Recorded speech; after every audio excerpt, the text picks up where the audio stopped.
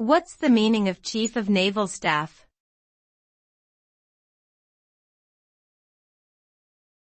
Chief of Naval Staff.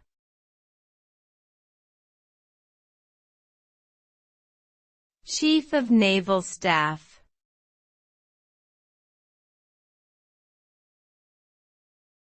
Chief of Naval Staff.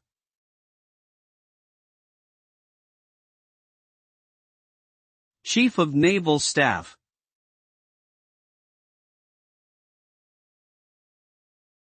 The Chief of Naval Staff, CNS, is the highest-ranking officer in the Indian Navy. The CNS is responsible for commanding and overseeing all operations and personnel within the Navy, including the maintenance of naval equipment and facilities. The position is appointed by the President of India on the recommendation of the Appointments Committee of the Cabinet. The CNS serves as a member of the Chiefs of Staff Committee, which oversees joint military operations among the Indian Army, Navy, and Air Force. Overall, the CNS plays a critical role in ensuring the readiness and effectiveness of the Indian Navy.